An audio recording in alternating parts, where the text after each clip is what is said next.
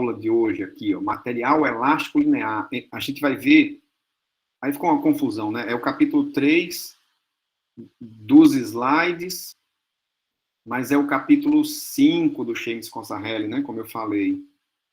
A gente vai ver esse capítulo em uma aula, que é a aula de hoje, a aula que muitos de vocês aí já viram, talvez em outro contexto, né? Em outra disciplina até. Mas que faz parte aqui da nossa ementa, né? Então, a gente vai ver nessa aula de hoje, o modelo constitutivo mais simples que existe, que é o elástico linear, porém, a gente vai ver ele de uma maneira um pouco mais aprofundada, né? No tridimensional, né? Então, com algumas aromatizado, né, com implementação computacional também, não tem como eu não falar disso, né, também. Mas, percebam, o capítulo anterior, diversos modelos constitutivos na configuração mais simples que tem, que é o uniaxial, né? Aula de hoje, modelo constitutivo, só um, o mais simples que tem, porém no 3D, ok? E vocês vão ver que mesmo o modelo constitutivo mais simples que existe, que é o elástico linear, ele pode ser extremamente complicado, tá? Seja qual for a abordagem que você vai ter ao problema. Uma abordagem teórica, né? Complicado. Uma abordagem de laboratório, de ensaio físico, também. Uma abordagem computacional, uma modelagem computacional, complicado também, né? Não tem nada fácil aqui, né, gente? Tem nada fácil aqui, mas vamos lá. Vamos lá. Aí pronto, aí da minha herança, né? Herança, o cara vivo, né? Graças a Deus. Do material do Severino, né? Tem esse slide aqui com uma foto do Agustin Cauchy, né, que nasceu em 1789, morreu em 1857, né? E aqui é a primeira página do artigo científico que ele publicou, né? Que foi o início ali, é a semente, né? Vamos dizer assim, de toda essa teoria elástica, dessa formulação elástica linear, né? Que a gente utiliza hoje aqui, tem a fórmula de Cauchy, né, em nome dele, enfim. Aqui é histórico, né? Em francês aqui, né? O paper. Ok. Bom, e antes da gente sair falando aqui do problema da formulação, né? A teoria do modelo constitutivo elástico linear, eu vou apresentar para vocês alguns conceitos, gente, que aí é aquela história tão simples, a gente já ouviu falar, a gente viu na graduação, mas vai lá, vem cá, a gente escorrega neles aí, né? Principalmente na hora de escrever, às vezes sai um negócio meio complicado, né? Mas, enfim, né? Primeiro conceito que a gente vai utilizar aqui é o conceito de material homogêneo, né? Como eu poderia definir esse material homogêneo, né? Em um material homogêneo, ele apresenta as mesmas propriedades mecânicas, mesmas propriedades físicas, né? Em todos os seus pontos. Então, imaginem aquele sólido, aquele meio que a gente viu na primeira aula, aquela coisa meio disforme, assim, no espaço tridimensional. Se eu considero aquele sólido de um material homogêneo, eu quero dizer que quaisquer dois pontos que eu pegue daquele material, quaisquer dois pontos, né? Dois pontos quaisquer, as propriedades físicas serão as mesmas em um ponto e em outro ponto, ok? Notem, isso é uma idealização, né? Porque, na verdade, não existe na natureza isso que eu estou falando aqui, né? De material homogêneo, gente. Não existe, não. Né? Não existe. Você pode falar assim, não, pera lá, o que você está falando aí? O aço, por exemplo, é um material homogêneo. Se você pega uma peça de aço, né? Quaisquer dois pontos, né? Uma chapa de aço, né? Quaisquer dois pontos que você pegue naquela chapa, as propriedades físicas serão as mesmas, né? Serão as mesmas, né? Não, não é, né? Isso daí, macroscopicamente falando, né? Porque se você vai numa escala menor, numa escala microscópica, nanométrica, né? Você vai chegar num ponto que você pode cair, inclusive, em vazios entre o cristalino ali, né? Do material, ok? Então não existe isso, né?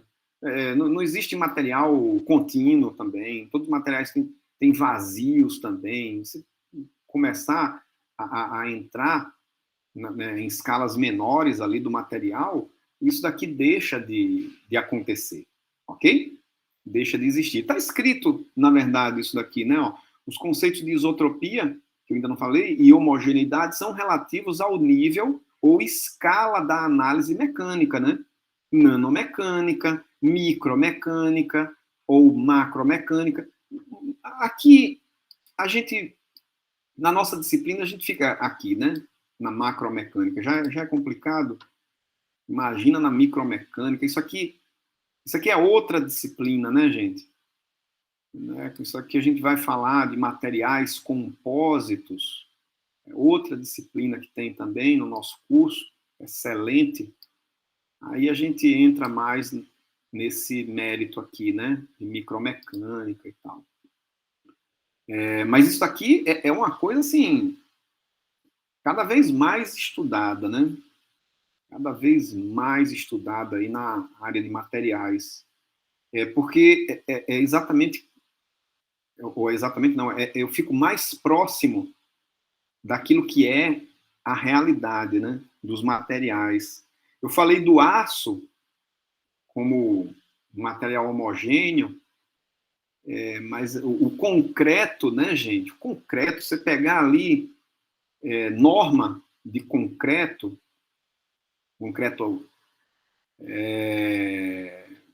ele é considerado um material homogêneo, né? E é uma grande mentira isso, né, gente? Pelo amor de Deus. Como é que você pode pegar um material que é formado ali, né, por cimento, né, água, né, você tem a pasta de cimento lá, um agregado miúdo, né, uma argamassa, formando uma argamassa, um agregado graúdo, né, uma brita, e aí sim você mistura tudo aquilo ali, bate no liquidificador, né, e aí você diz que você tem um material homogêneo. Eu não estou nem falando das barras de aço aqui, pensando no concreto armado, né? Totalmente heterogêneo aquilo ali, né? Totalmente heterogêneo.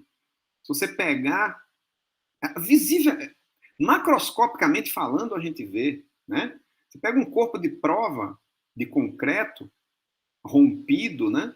Você pega a seção transversal dele, você vai ver as diferentes fases do material, não é? Então, pontos no material e ele tem as mesmas propriedades mecânicas, né? Para ficar no nosso conceito, na nossa disciplina, né? Não tem, né, gente? A brita tem as propriedades mecânicas dela, né? A argamassa tem outra, né? Se você vai numa escala menorzinha ali, mesmo da brita, você vai ter uma zona de transição, né, entre a brita e a argamassa, né? Então, quer dizer, é um terceiro material ainda, né? Então, puxa vida, é complicado isso aqui, né? De material homogêneo. Agora, é uma simplificação que me permite, né, fazer contas e chegar em valores lá e construir as coisas lá com segurança, né? Por isso que as normas consideram lá como material homogêneo, né? Falar em madeira também, né? Enfim, então a ideia de material homogêneo, né? Conceito, material homogêneo. Estou dizendo que é material homogêneo, quaisquer dois pontos que eu pegue do material, eles vão ter as mesmas propriedades mecânicas, ok? Fechou. E material isótropo ou isotropia? O que é que eu quero dizer quando eu falo em isotropia? Bom, isotropia, vamos ler aqui. Ó. Em cada ponto, as propriedades mecânicas não mudam com a direção. Não entendi muito bem. Como é que é isso aqui? Bom, para ver se o material é homogêneo, você pega dois pontos. Se as propriedades mecânicas, físicas, forem as mesmas nesses dois pontos, quaisquer, né? Material homogêneo. Material isótropo ou isotrópico, né? Você pega um ponto do meio, um ponto, e aí as propriedades físicas não mudam com a direção considerada. Como assim direção, cara? O que você está falando de direção aí? Pensa lá no espaço tridimensional, né? X, Y, Z, ou então pega no plano X e Y, vou fazer aqui no plano, pronto, aqui assim, ó, uma chapa. E aí eu pego um ponto aqui, né? Isso daqui seria, vamos chamar de direção 1, direção 2 aqui, ó. Vou chamar de E1 e E2. Pronto. Então, na direção 1, na direção 2, eu pego um ponto dessa chapa e aí eu tenho, para um material isotrópico, né? Por exemplo, vou pegar uma propriedade mecânica aqui, uma constante, o módulo de elasticidade, né? Na direção 2, ele é igual ao módulo de elasticidade na direção 1. Isso aqui eu coloquei direção 1 e 2, mas poderia ser qualquer direção aqui, entendeu? Então, o material isotrópico, com a ideia de isotropia, é exatamente isso, né? Bom, aí ficou um pouquinho melhor, né? Para falar que o aço, né, é um material isotrópico, né? O isótropo. Aí tá, tudo bem, né? Sem plastificar, né? Aí tá ok. Aí eu aceito um pouquinho mais, né? Aceito um bocadinho mais aqui. O concreto também, né? Porque essa heterogeneidade do concreto, assim, aleatória, né? A disposição ali dos materiais, né? Vamos pensar só em dois materiais, tá? Agregado graúdo e argamassa, né? Como ela é aleatória, independente da direção que você pegue, você vai acabar tendo propriedades iguais, né? Nessas diversas direções aí, entenderam? Agora a madeira não, né, gente? A madeira a questão das fibras da madeira, né? Do longitudinal da árvore, ou ou da seção transversal. Aí quem fez a disciplina de madeira, né, com o Luciano, eu acho, viu isso daí, né? A madeira não é considerada, né, material isótropo, assim, é muita forçação de barra, essa questão das fibras, né? Um material compósito reforçado por fibras longitudinais, né? Imagina que eu tenho aqui, ó, uma chapa, sei lá, que tem, eu estou vendo isso aqui em planta, tá? E eu tenho fibras nessa direção. Então, essas fibras contínuas nessa direção, eu tô vendo, mais uma vez, eu estou vendo isso aqui em planta, tá? Isso aqui é a fibra contínua, tá? Então, eu diria que na direção vertical, direção 2 aqui, pegando esses eixos, né? Puxa, eu vou ter um módulo de elasticidade maior do que na direção 1, porque essas fibras posicionadas longitudinalmente dessa forma conferem uma rigidez maior na direção 2, né? Então isso aqui, isso aqui não é isotrópico de jeito nenhum, né? De jeito nenhum, a não ser que eu tivesse assim um tecido, né? Com a mesma fibra, com o mesmo espaçamento, aí já começa, aí fica diferente de novo. Mas mesmo assim, enfim, eu tô falando só de direção 1 e 2, né? Ok? Então, percebam, gente, uma coisa não tem nada a ver com a outra, né? Uma coisa não tem nada a ver com a outra. Você pode ter um material que é homogêneo, mas que é anisotrópico, né? Que não é isotrópico, tá? Eu falei da madeira, por exemplo, né? Pode ter uma peça de madeira, qualquer 2 pontos que você pegue é madeira, propriedades físicas da madeira, ok? Sendo que você pega um ponto ali naquela peça de madeira e você pode ter propriedades físicas diferentes, considerando direções diferentes, ok? Então, uma coisa é diferente da outra, certo? Não tá só, uma coisa não implica na outra, não. É isso que eu quero dizer, ok? Muito bem, né? Então, tá, isso aqui eu já falei. E a ideia de material elástico, essa é fácil, né? Isso aqui a gente já vem repetindo isso daqui, já tem um tempão. O material assume a sua forma original quando as tensões atuantes são removidas. Isso aqui não tem novidade, tá?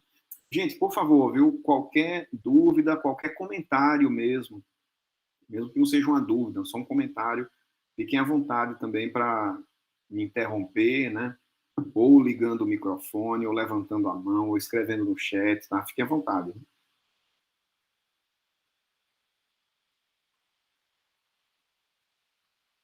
Bom, vamos lá então, vamos lá. Ok. Outro conceito que a gente precisa nessa aula de hoje é o conceito de material elástico de Cauchy. Olha lá, o da foto, né? O cara da foto lá. No material elástico dito de Cauchy, para quem a gente não tinha visto, né?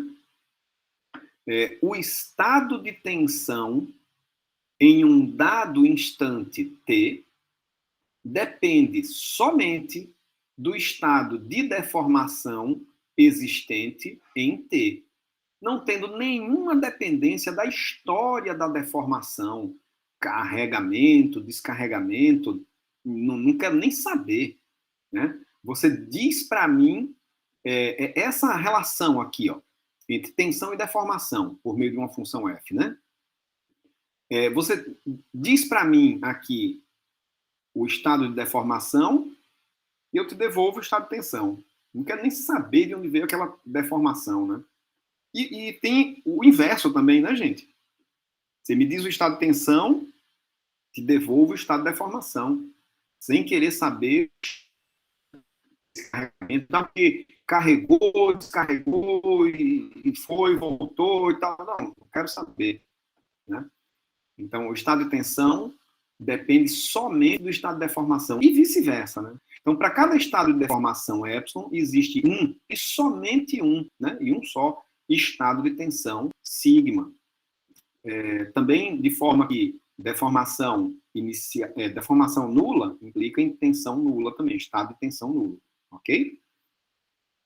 Notem que aqui, como a gente já vai trabalhar no tridimensional, então notem que eu vou falar em estado de tensão, estado de deformação, né? Notem que o valor de tensão já aparece IJ, né? Então, com I variando de 1 a 3, J de 1 a 3, né? São 9 componentes aqui no tridimensional, deformação idem. Ok, vamos lá. Então, isso daqui, quando isso acontece, ou em um material elástico dito de Cauchy, isso daqui é verdade. Tudo bem? É outro conceito, né, que a gente está vendo. Cadê? Passa a slide. Aqui, pronto. Só passei um, né? Passei um. Tá, e o material elástico de Green, ou então hiperelástico, o que é isso, hein, gente? O que é um material elástico de Green, ou um material hiperelástico, né? Super elástico, ele aqui, ó. O que é isso aqui, ó? Bom, nesse caso, existe uma função chamada energia de deformação elástica. Opa, essa daqui a gente conhece também, desde a graduação, né, que a gente ouve falar, W, tal que dW, dy e j é igual a sigma e j, né? Então, o estado de tensão ele é derivado, né, da energia de deformação elástica, ok? Com relação ao estado de deformação, né? Onde esse W, a energia de deformação elástica, é uma função, no caso, do estado de deformação. Tudo bem. Então, isso daqui é o tal do chamado material elástico de Green, ou hiperelástico, né? Muitas vezes na graduação, ou mesmo na pós, viu? A gente pensa que isso daqui é uma verdade absoluta, né? Nada, poucas verdades absolutas aqui, né? Na nossa disciplina. Essa daqui também não é, tá? Isso daqui é uma consideração, né? Uma simplificação até, não deixa de ser, ok? É um caso particular, ok? Bom, tá, tem o hiperelástico e tem o hipoelástico também. O que é isso aqui, né? Isso aqui para relações constitutivas elásticas incrementais, olha lá, tensão, deformação, né? Então, no material hipoelástico, o estado de tensão é uma função do estado de deformação e da trajetória das tensões. Ah, tá. Então, aqui, aquele histórico, né? Ele importa, né? No material dito hipoelástico, né? Eu falei que no material elástico de Cauchy, isso não importava, né? Mas um material chamado hipoelástico, o estado de tensão, ele é uma função do valor da tensão naquele ponto, que seria o incremento, né? Ele fala em incremental. Incremental, assim, de pouquinho em pouquinho, né? O pouquinho que eu estou chamando é o D, alguma coisa, de sigma, né? Que é um incremento de tensão. Esse incremento de tensão, ou seja, para onde a tensão vai, ela depende do valor da tensão, né? E também do incremento de deformação, tá? Olha, a função, né? De epsilon e sigma. Em geral, tem-se que sigma ponto, como ficou bem grandão e lá em cima, né? Sigma ponto, que é o d sigma dt, é uma função do epsilon ponto e do sigma, né? Da tensão. Ok. Bom, e aqui começa, realmente, nesse slide, começa a história, né, da formulação do material elástico linear. Já estamos vendo lá, né, os eixos, né, 1, 2 e 3, noção indicial, né? 1, 2, 3. Então, vejam bem, a gente começa essa história da forma mais genérica possível, tá? O que seria isso, gente? O que eu estou chamando o mais genérico possível? O mais genérico possível é o seguinte: eu estou considerando um modelo constitutivo elástico, linear, ou seja, respeita a lei de Hooke, né?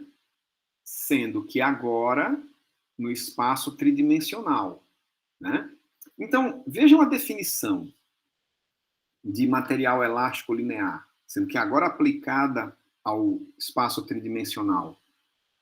Em um material elástico linear, existe uma...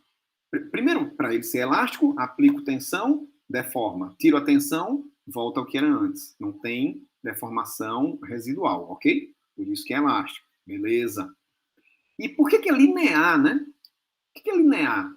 Bom, é linear porque existe uma proporcionalidade entre o estado de tensão e o estado de deformação. Aquilo que no uniaxial eu representava simplesmente pelo módulo de elasticidade, para definir essa proporcionalidade, né, entre tensão e deformação, no tridimensional, eu não vou ter mais uma constante, né, que eu mostrei lá no uniaxial, né? Então eu escrevo a lei de Hooke, ela é escrita da seguinte forma: sigma ij, o que é o sigma ij, hein, gente? São as componentes do tensor de tensão, né? I varia de 1 a 3, J varia de 1 a 3 no tridimensional, então eu teria as minhas 9 componentes de tensão, não é isso? Muito bem. Então, relacionando esse estado de tensão com o estado de deformação, da mesma forma, viu, gente? O K variando de 1 a 3, o L variando de 1 a 3, 9 componentes de deformação. Então, relacionando o estado de tensão com o estado de deformação, eu tenho aqui essa figura, né, chamado tensor, é um tensor de quarta ordem, né, das constantes elásticas do material. As componentes desse tensor são escritas como C e JKL, ok? Isso daqui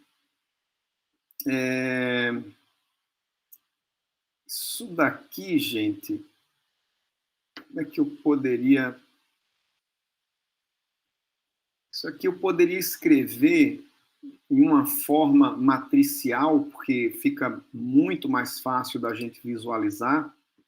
Poderia escrever da seguinte forma, e aí eu acho mais fácil, fica mais fácil mesmo, né? Escrever ou agrupar essas componentes de tensão em uma forma vetorial, tá? Sigma, ó, aqui, ó. Se eu agrupar essas componentes de tensão não em uma forma matricial, mas em uma forma, uma 3x3, né? Mas em forma de um vetorzinho com 9 elementos, né? Então, aqui, ó, eu tenho 9 linhas por uma coluna, não é isso? Isso aqui é igual à minha matriz, aí sim, é uma matriz C, matriz constitutiva, né?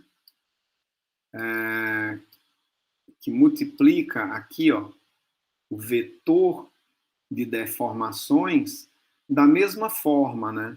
9 elementos, 9 uma coluna, né? Bom, e essa matriz C aqui, né? Bom, essa matriz C aqui, gente, ela é uma matriz que tem... É uma 9 por 9, né? É uma 9 por 9. Eu multiplico isso aqui, ó. Vai dar... primeiro que eu posso multiplicar, né? Porque o número de colunas de C é igual ao número de linhas de epsilon, né? E a resultante disso daqui vai ser um vetor, né? Uma matriz coluna com 9 linhas, uma coluna, ok? Isso aqui. Ou seja, C eu posso agrupar na forma de uma matriz, e aí vai ser uma matriz 9 por 9, né? Bom, se é uma matriz 9 por 9, gente, tem 81 componentes, né? Então, beleza. Isso aqui não tem segredo não pra gente, tá? E aí, cuidado, né? Pelo amor de Deus, ninguém vai dizer assim, não, professor, não concordo, porque, na verdade, sigma e j é uma matriz e não um vetor. Gente, não é. Né? Aí é aquela confusão entre tensor e matriz, né? Tensor não é uma matriz, né, gente? Aqui, o que eu estou fazendo, simplesmente, é pegar as 9 componentes de tensão ou de deformação e agrupando, né, em um vetor. Só isso, só para poder explicar melhor, visualizar melhor essas 81 constantes. 81 componentes. Agora, vejam bem. É isso mesmo? Caramba! Quer dizer que em um material elástico linear no espaço tridimensional, eu tenho 81 constantes? É isso mesmo. É isso mesmo. É exatamente isso. Para caracterizar um material elástico linear tridimensional, você só sabe isso dele, né? Eu só sei que é elástico linear e tridimensional. Só sei isso, né? Meu corpo de prova lá tridimensional, eu quero saber, né? Para ensaiar isso daqui em laboratório, primeiro que é difícil encontrar essa matriz C aqui diretamente, é mais fácil o contrário, sabe, gente? É mais fácil o contrário, é mais fácil fazer assim, ó. Epsilon do lado esquerdo é igual a, aí vem a inversa de C, vou chamar de D, tá? Que multiplica o sigma, tá? Então, se eu escrevo assim, pensar em descobrir essas 81 constantes com ensaio físico em laboratório fica mais fácil. Sabe por quê? Pelo seguinte, ó. Eu vou fazer assim, ó. Eu vou aplicar primeiro na direção 1 uma tensão só na direção 1, tá? O resto é tudo zero. Só uma tensão normal na direção 1, digamos, no valor unitário, tá? Então, o sigma 1, digamos que ele é o primeiro elemento aqui do vetor, ele é 1, o resto é tudo zero. E aí eu vou medir os deslocamentos e, consequentemente, as deformações, né? As 9 componentes de deformação, tá? As 9 componentes que correspondem à primeira coluna da matriz D. É exatamente isso que eu falei, né? Sigma 1 igual a 1, o resto tudo zero. Aí calcule epsilon 1, epsilon 2, epsilon 3, epsilon 2, epsilon 3, epsilon 2, né? E esses valores podem ser, eles correspondem à primeira coluna de D.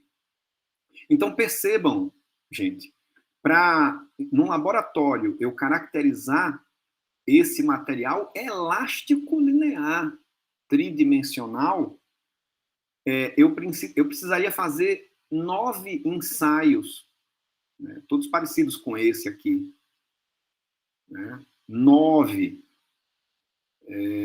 Complicado, bem complicado isso aqui, né? É fácil falar, né? Aquele uniaxial é facinho, né? Para fazer em laboratório. Agora, esse que eu falei aqui, nossa, isso aqui é complicado, né? E começou 81 constantes, né? 81 constantes elásticas que caracterizam esse material. Complicadíssimo isso daí. A gente consegue simplificar? Com certeza. Vamos simplificar, enxugar isso daí ao máximo, né? A primeira simplificação que a gente faz é o seguinte. Pô, mas pera lá. Você falou aqui 9 componentes de tensão, 9 componentes de deformação. Mas, se eu considero a simetria do tensor de tensões e a simetria do tensor de deformações, isso daqui vai diminuir, né? Porque ao invés de ter 9 componentes de tensão, eu vou ter apenas 6 componentes de tensão, 6 componentes de deformação, né? Por que 6, né? Considerando a simetria aqui, né? Porque o sigma 1,2 é igual ao sigma 2,1, o sigma 1,3 é igual ao sigma 3,1, o sigma 2,3 é igual ao sigma 3,2, né? Então, por isso que cai para 6, ok? Tem a demonstração disso daqui, ó, com relação às componentes C e JKL, né? Se eu digo que o sigma IJ é igual ao sigma JI, então, se eu escrever a lei de Hooke, né, para sigma IJ, né, vai ser IJKL e EPSILONKL. Tem um detalhe importantíssimo aqui, né, que eu não falei, né, gente? Esse índice repetido do KL indica soma, ok?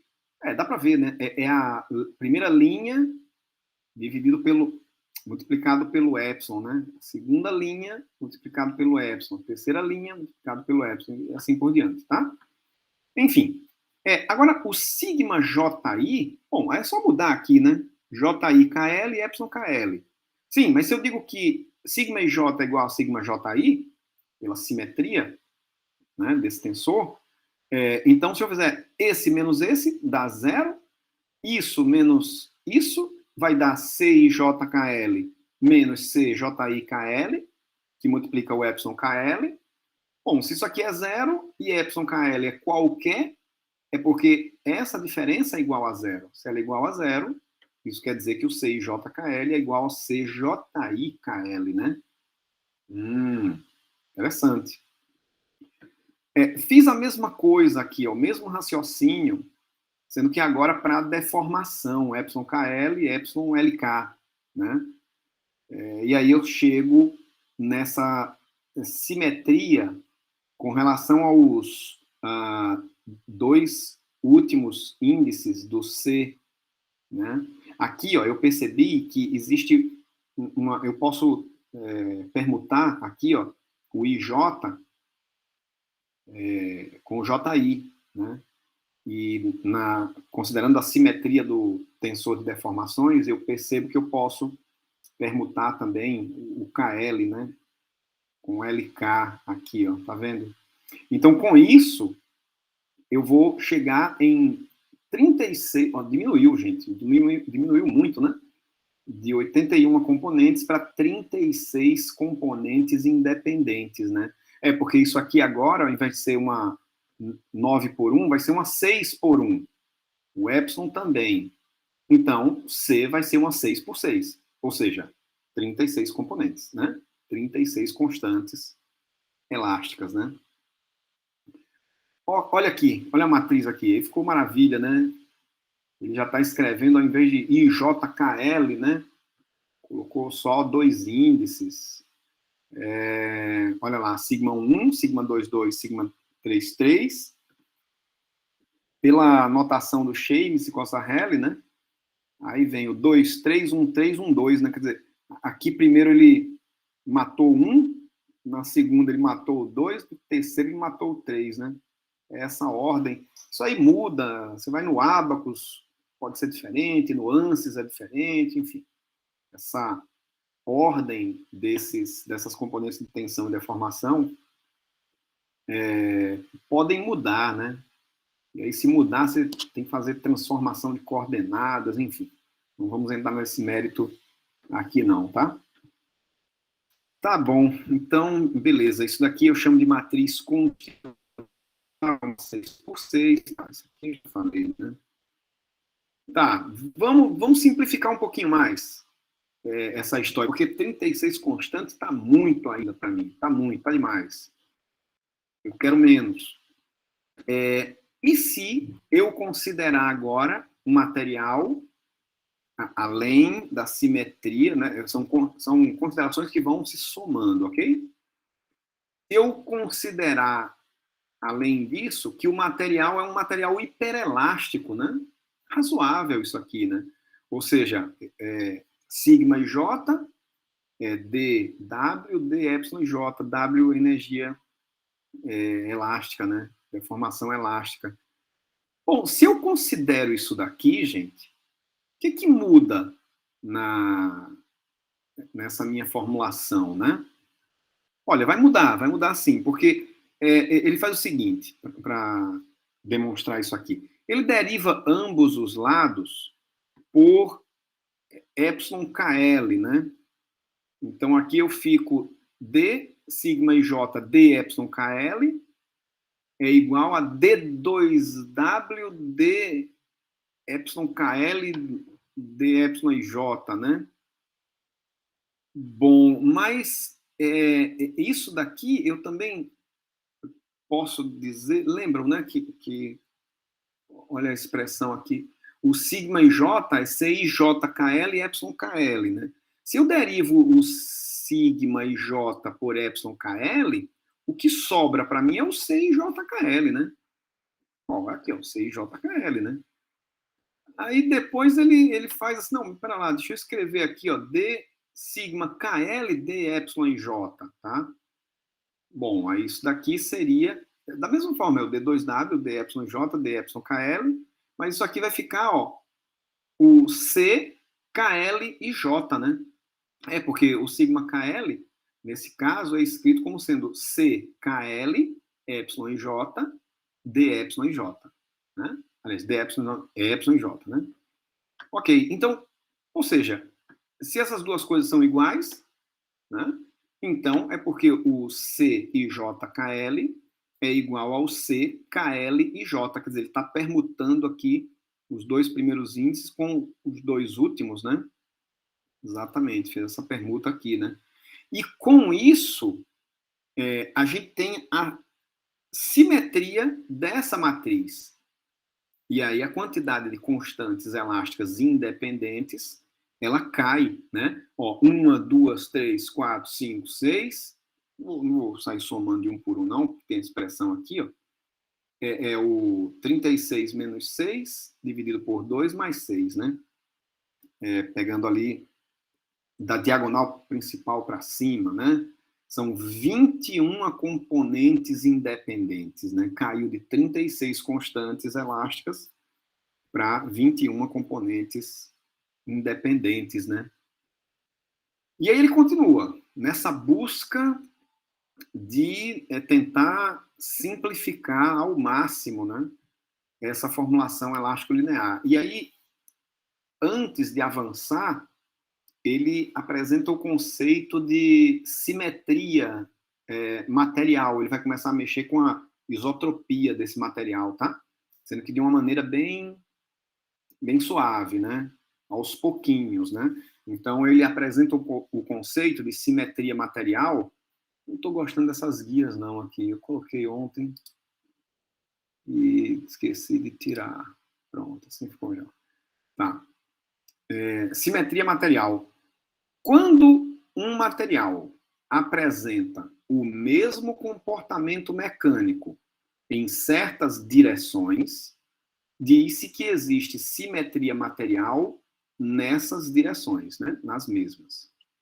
Um material sem simetria material nenhuma é chamado de anisótropo. É aquilo que eu falei, né? Vai mexer com a isotropia, ou anisotropia do material, né?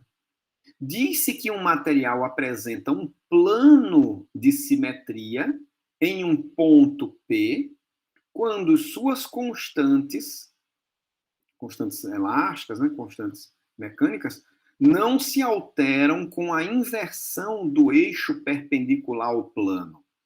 Então, ele dá um exemplo aqui. Ó.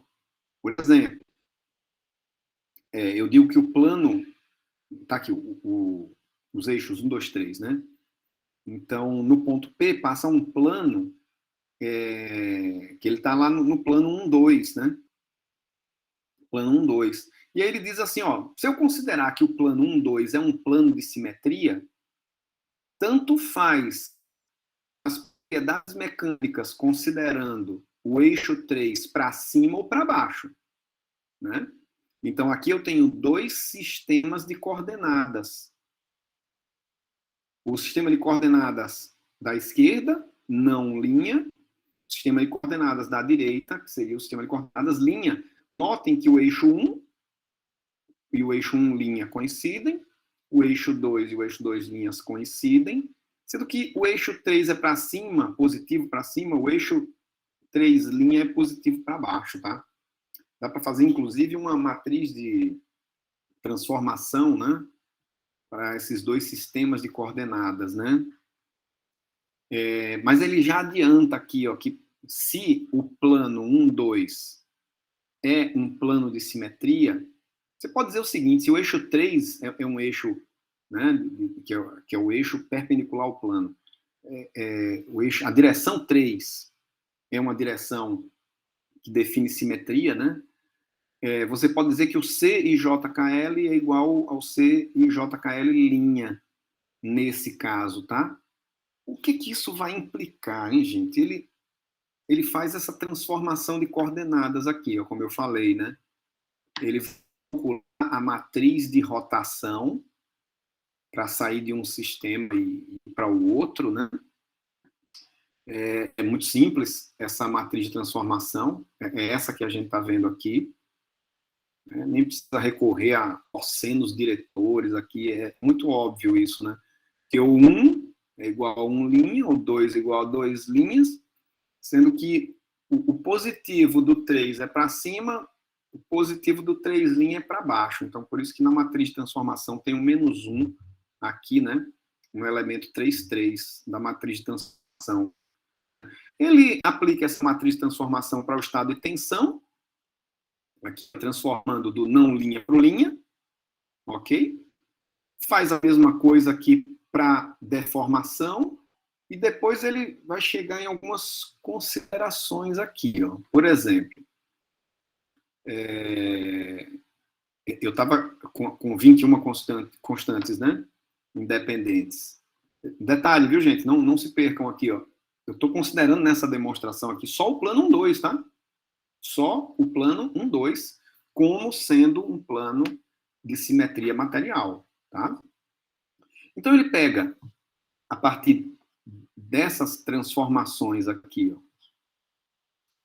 ele pega, por exemplo, a componente de tensão σ1, que é escrita dessa forma, né? Ó, o índice repetido, né? Representando a soma aqui, ó. C1, ε1, mais C12, ε2, 2, 1, 3, 2, 3, né? E aí vai. E depois ele substitui os valores aqui, ó, de deformação. Isso aqui vem daqui, tá? E ele chega à conclusão de que se o plano 1, 2 é um plano de simetria material, então isso é porque o C14 é igual ao C15, que é igual a 0. Né? E, em geral, né, porque ele fez só para o 1, né, e chegou nessas conclusões, em geral, isso daqui vai resultar em 13 componentes independentes apenas. Quer dizer, eu saí de 21, que era o que eu tinha aqui, ó, só considerando o material hiperelástico, né, até aqui, e cheguei em 13 componentes independentes. São 13 constantes elásticas para caracterizar esse material. Tá? Bom, aí já entendeu o que ele vai fazer, né? Ele vai considerar os 3 planos, não só o 1, 2, mas o 1, 3 e o 2, 3, como sendo planos de simetria material. Ok? Ó, planos de simetria, não só o 1, 2, 3 e 1, 3. E aí é lógico que ele não apresenta essa demonstração, né? Mas ele mostra a consequência disso daqui. Eu teria um material com 9 componentes independentes. Né? Olha a matriz constitutiva desse material. Seria essa que a gente está vendo aqui. Bom, a isso daqui a gente chama de material ortótropo. Né? A ortotropia. Ele não é isotrópico. Né? Não é igual em qualquer direção. Mas você apresenta 3 planos de simetria. Isso pensando no tridimensional. Tá? 9 componentes independentes. Então, pensando em uma estrutura tridimensional, né, de madeira, por exemplo, né, que é muito bem representado, né, pelo modelo ortotrópico, a questão das fibras que eu falei e tal. Esse modelo constitutivo poderia ser um modelo interessante, né? O problema é assim, é trabalhar no tridimensional, né, com madeira, né? São 9 componentes, né? Para você caracterizar esse material, precisa de 9 constantes, né? Ok.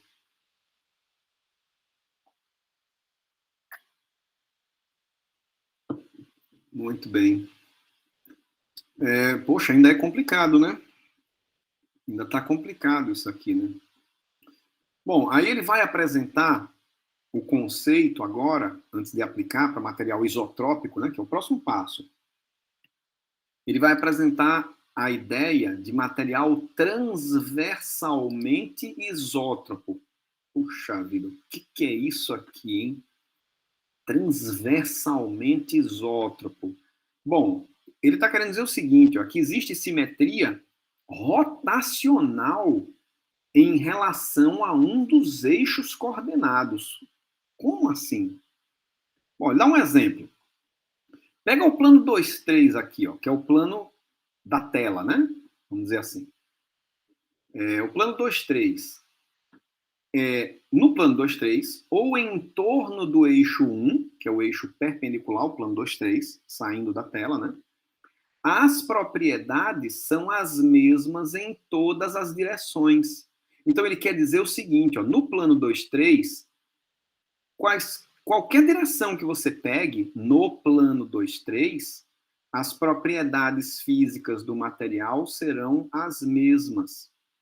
É uma isotropia, sendo que restrita ao plano 2,3, né? Restrita ao plano 2,3 aqui. Qualquer direção, né? Que você pegue aqui, na diagonal, enfim, o ângulo que você quiser pegar, né? Nesse plano 2,3. Então, com isso,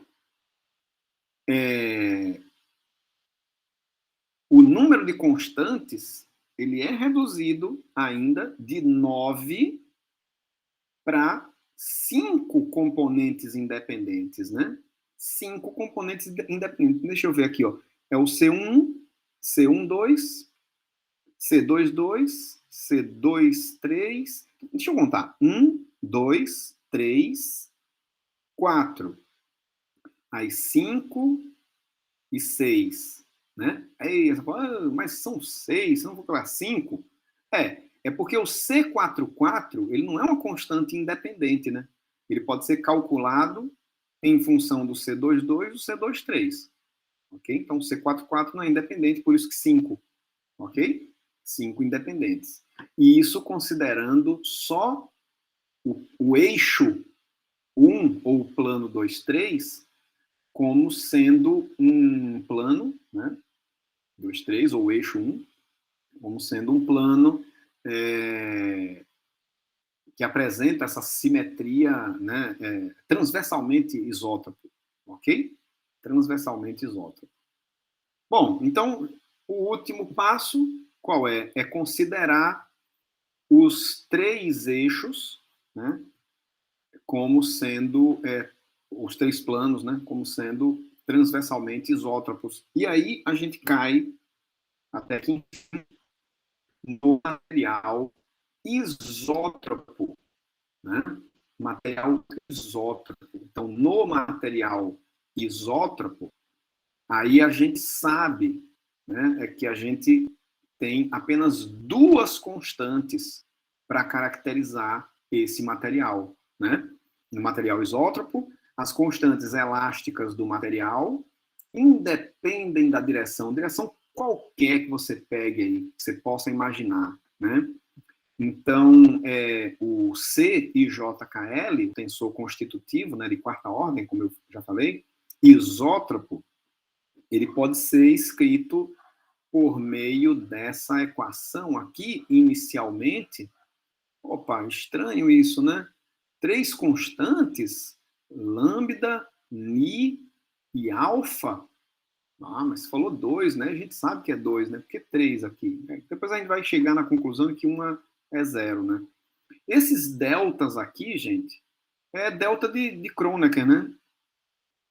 É o delta de Kronecker, onde o delta de IJ, quando I é igual a J, vale 1, né?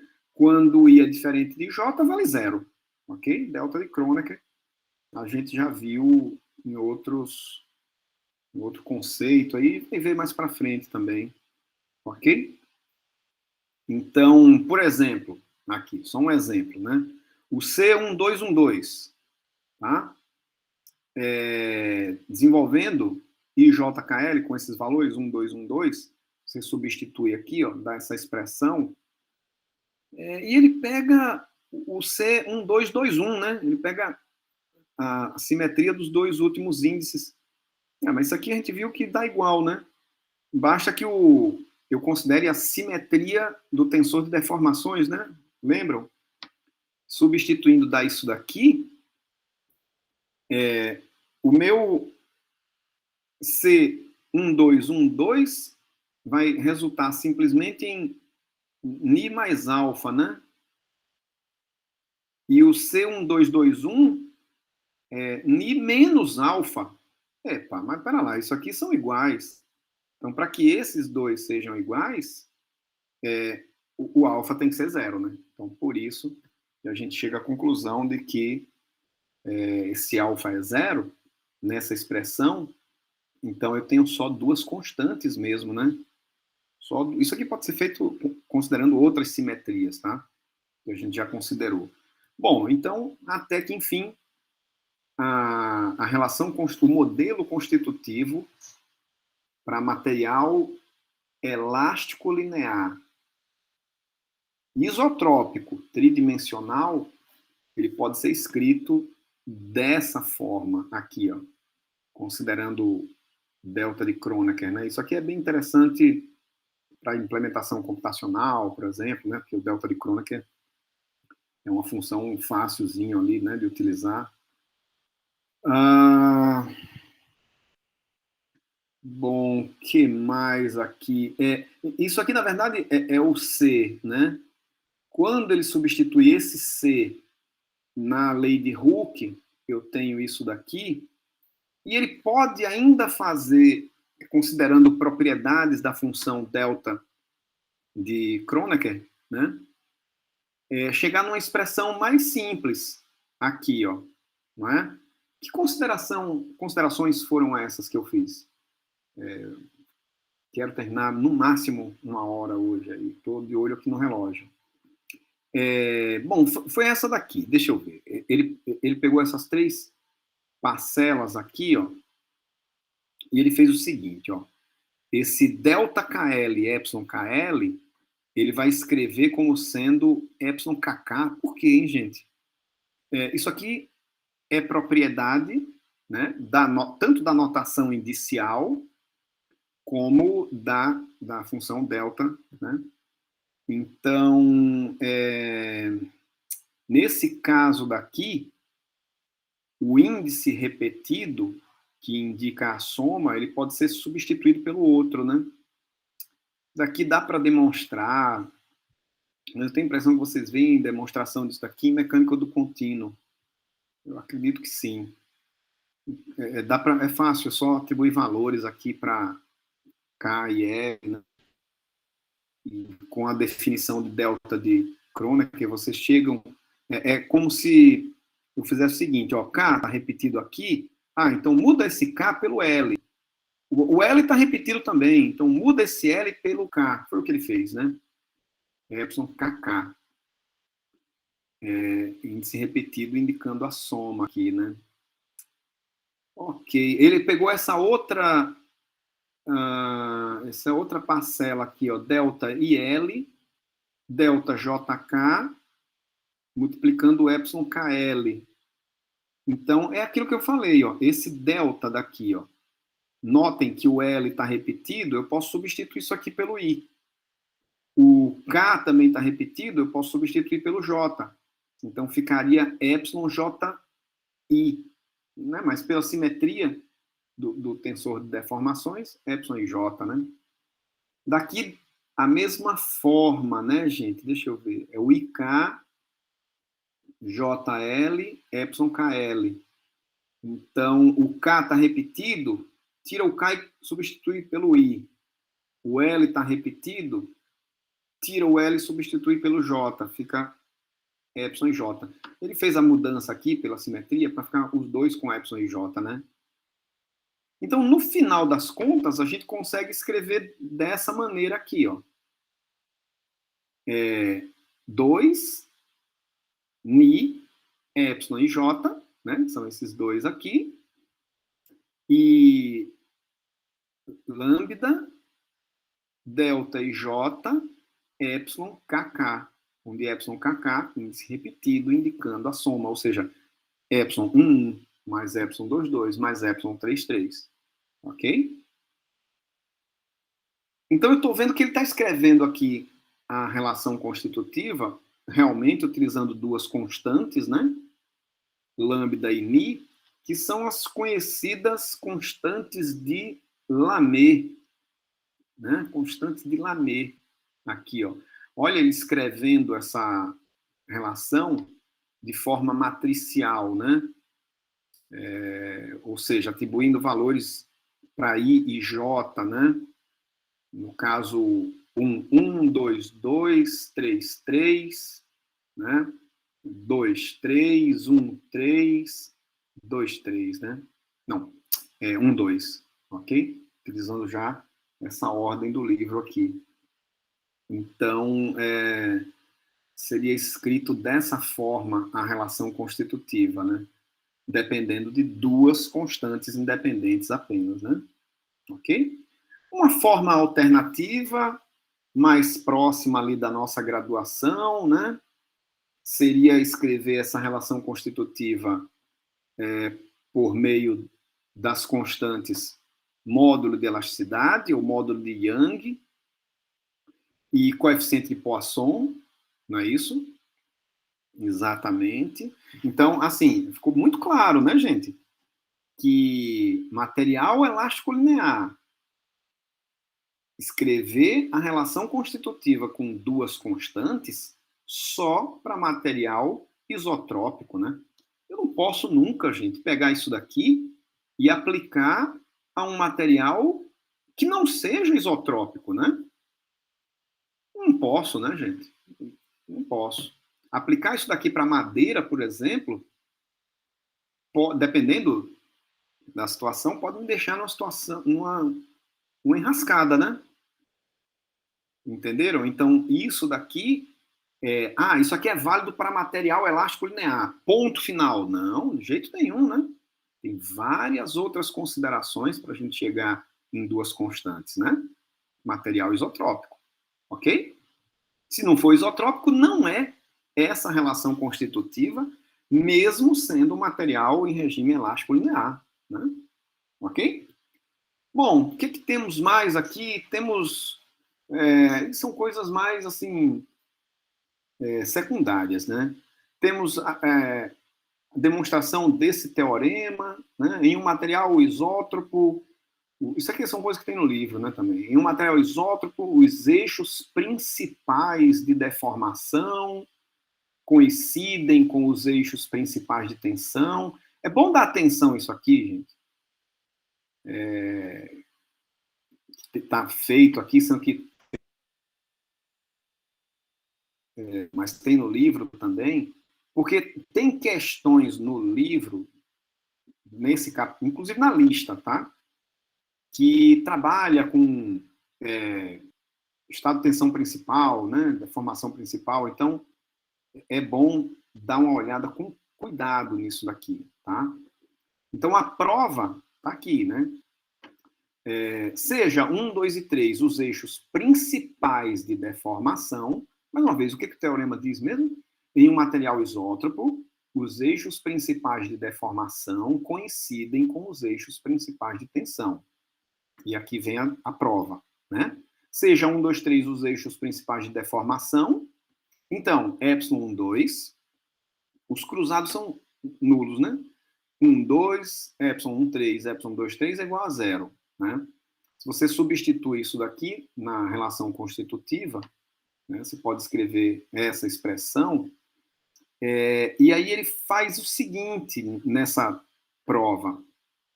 Ele rotaciona os eixos 1, 2, 3 em torno de 180 graus, em torno do eixo 3, né?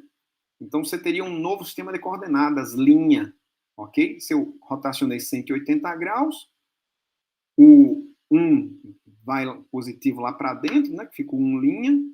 O 2 é positivo aí, o 2 linha para a esquerda. E o 3, né? Coincide, né, gente, com o 3 linha, tá? Tanto que na matriz de transformação, eu vou ter 1 aqui no 3, 3, né? Ok? Os outros fica menos 1 e menos 1, né? Exatamente, porque o 1 positivo é para fora, aí no linha é positivo para dentro, e o 2 é positivo para a direita, no outro para a esquerda, então fica menos 1, tá? Ele faz essa transformação no estado de tensões, né? Chega nessa expressão e faz a mesma coisa para o estado de deformação, tá? Com essa matriz de transformação aqui, tá? E chega nessa outra expressão. Bom, e aí ele vai comparando essas componentes de tensão, linha e não linha, e também para deformação, linha e não linha, né? Peraí, volta um pouco aqui. Porque isso daqui, ó, seria o estado de deformação principal, né? Só tem a diagonal principal aqui, não é isso que o teorema fala? Em um material isótopo, os eixos principais de deformação, né? Conhecido como os eixos principais de tensão. Então, é isso que ele faz aqui. Bom, tem as contas aqui, né? Tá feito aqui. Então, ele chega à consideração que o sigma 2,3 também é igual a zero, o sigma 1,3 é igual a zero, sigma 1,2, se ele rotacionar no eixo 2 também, vai ser igual a zero. Ou seja, o sigma também é estado principal, né, para o caso das tensões aqui, né? Só a diagonal principal, ok? E aí está feita a demonstração. Dê uma olhada com calma nisso depois, tá? Tem lá no livro também. Bom, ainda a respeito, né, de material isótropo, aqui eu posso utilizar diversas duplas de constantes, né? Não só módulo de elasticidade, coeficiente Poisson, mas também as constantes de Lamé, mas ainda outras constantes aqui, ó. Por exemplo, o módulo de elasticidade volumétrico, ou Book módulos, né? Então, considerando aqui um estado de tensão, de pressão hidrostática, né? Ó, as tensões todas normais e com o mesmo valor, por exemplo, P, você substitui isso daqui na sua relação constitutiva elástica linear, você vai poder escrever P é igual a K, Epsilon, KK, aqui é a soma, né? Onde esse K ele pode ser escrito em função do módulo de elasticidade longitudinal e do Poisson dessa forma, né? Então, há como relacionar essas constantes, né? Considerando um estado de cisalhamento puro, por exemplo, no plano, da mesma forma, a gente pode escrever a relação constitutiva como sendo essa tensão de cisalhamento puro, né? Tal igual a G vezes gama. Gama é a distorção, né? Aqui, relacionada com o estado de deformação, né? O gama é 2 vezes o epsilon, ok? Esse G aqui, gente, é exatamente a constante de Lamé, Mi, né? Então, G é o módulo de elasticidade transversal, ok? Então, a gente viu o módulo de elasticidade volumétrico, o módulo de elasticidade transversal, além do módulo de elasticidade longitudinal. É por isso que não é legal você escrever assim, o E é o módulo de elasticidade, ponto, né? Não é legal, né? Porque a gente viu que tem o módulo de elasticidade longitudinal, volumétrico, transversal, né? Por isso que muitas vezes é melhor escrever logo o módulo de Young, né? E ponto final. Aí não tem dúvida, tá? É o longitudinal. Que mais? Que mais? Tá já acabando. Bom, material anisótropo. Opa, aí voltou, deu um passo atrás aqui, né? Olha, gente, olha só aqui, ó. Essa relação constitutiva para material anisótropo, né? Utilizando as conhecidas constantes técnicas de Rabinovich, né? Então, do lado esquerdo aqui, ó, ele está escrevendo o contrário, né? Inclusive, né? Ó, deformação. Isso aqui não é. Isso aqui é aquele D que eu mostrei lá no final, né? Lá no começo, né? Que relaciona a deformação com a tensão, né? É a inversa da matriz constitutiva, né? Muito bem. Então, aqui, utilizando essas constantes de Rabinovich, né? Onde eu identifico aqui, ó, na nomenclatura, módulos de Young, nas 3 direções, 1, 2 e 3, né? Módulos de cisalhamento no plano IJ, coeficientes de Poisson, Ni e J, correspondentes à deformação na direção J, tensão na direção I. Tem mais aqui, ó. Coeficiente de Chentzov, né, corresponde à deformação de cisalhamento no plano KL, tensão de cisalhamento no plano IJ, coeficiente de influência mútua do primeiro tipo, coeficiente de influência mútua do segundo tipo. Isso daqui, gente, é mais comum, né? É comum, na verdade, para quem trabalha, por exemplo, com materiais compósitos, né? Os materiais compósitos, como eu já falei, muitas vezes, compósitos reforçados por fibra, por exemplo, né? Materiais laminados, com diversas, cada laminado com direções diferentes de fibras, né? Então, o que você vai ter ali para aquele material é um material não isotrópico, né? Um material anisotrópico, ok? Então, esse tipo de relação constitutiva, ela é mais comum, ok? Ela é mais comum.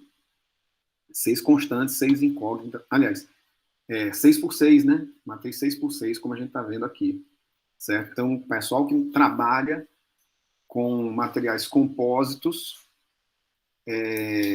vai encarar mais esse tipo de coisa aqui, tá? Bom, tem essa observação aqui, né, que simplifica um pouco aqui, algumas constantes. Eu acho que é isso, né? Tem ainda essa aplicaçãozinha, então 2, que tem no livro, né? Para um material elástico linear, deduzir o teorema da reciprocidade de Bethe. Está aqui o teorema da reciprocidade de Bethe. São aplicações, né? Então, né, nesse teorema da reciprocidade de Bethe, ele tem aqui ó, uma integral no domínio, né, no volume, né, de um sólido, da energia, tensão vezes deformação, sendo que ele pega duas situações, né?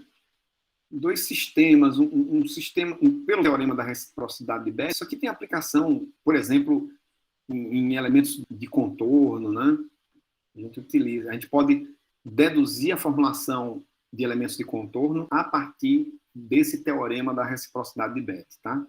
Só para contextualizar um pouco aqui. Então, eu tenho um estado, uma situação 1 e outra 2, né? Então, pelo teorema da reciprocidade de Bethe, sigma i J1, epsilon i J2, né? Vai ser igual a integral no domínio, né? De sigma i J2, epsilon i J1. E aí ele prova, e não é nem muito longo, não, né? O teorema da reciprocidade de Bethe, utilizando o que a gente viu hoje, né?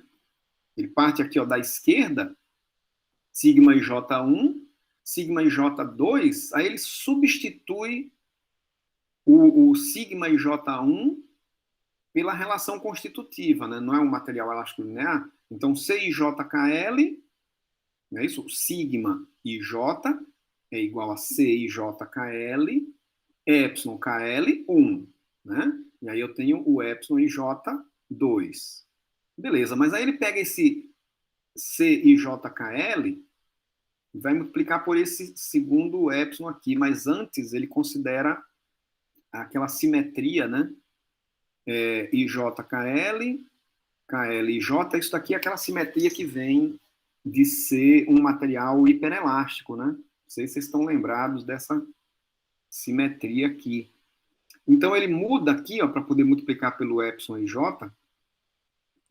e fica C, KL, IJ, epsilon IJ2, trouxe para cá, né? Trocou a ordem aqui. Epsilon KL1. Quando ele multiplica isso daqui, eu posso escrever isso como sendo sigma KL, né? 2. E o epsilon KL, 1. Né? Muito bem. E agora, para onde é que vai aqui? Bom, mas aqui, esses termos aqui, ó, KL e KL, são quaisquer, né? Todos dois variam de 1 a 3. Então, por isso que eu posso escrever isso daqui, posso trocar os índices KL por IJ, sem nenhum prejuízo, né? Sem nenhum prejuízo. De forma que eu parti desse lado esquerdo, tá aqui repetido, e cheguei nesse lado direito, aqui, ó, que era aonde a gente queria chegar, né? Então tá aí demonstrado o teorema da reciprocidade de Bethe com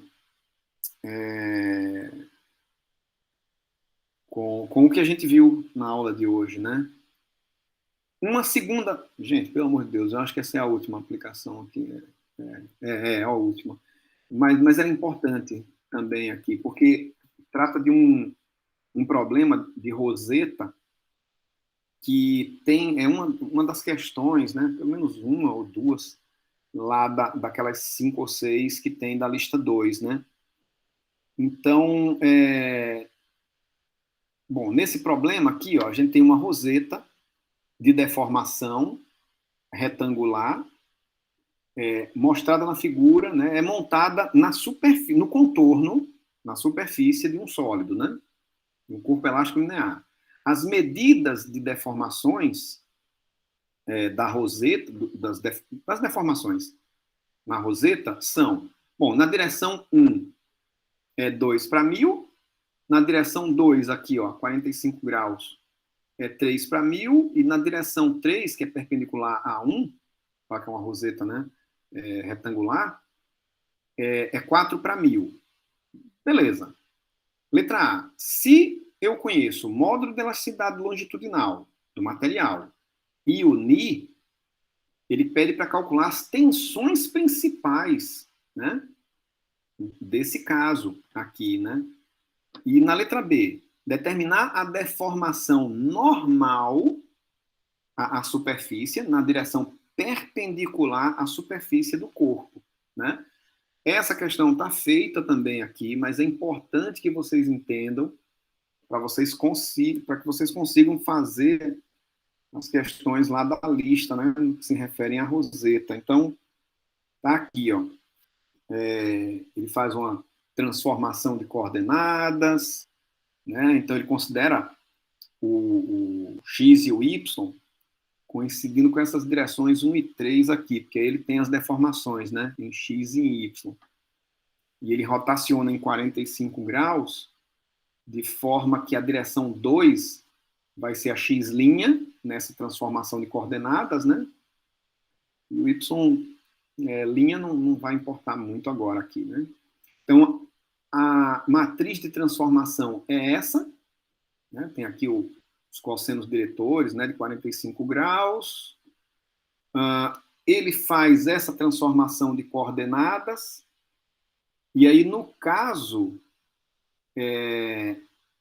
essa deformação x', né, ele calcula por essa expressão, mas ele tem essa medida, que é 3 para 1000, né? Ó, na 2, apontando na tela é ótimo, né? É 3 para 1000, né? Ok. Então, com isso ele chega a essa conclusão de que o epsilon 1, 2, ou xy é igual a 0, né? E aí chega, né, na ideia de que nos valores, né, das tensões principais aqui, ó, certo? Então, as direções x, y e z são principais, né, por coincidência, nesse caso, né, e aqui a letra B, ele calcula a deformação ZZ, né, que seria perpendicular ao plano XY, né. A roseta, ela está na superfície, então se eu digo que 1 é x e o 3 é y, como ele fez aqui, ó, nessa consideração, o z seria o para fora, né, do plano, desse plano aqui, ó, positivo para fora, inclusive. Ok, seria o epsilon zz. Bom, tá feito aqui, gente.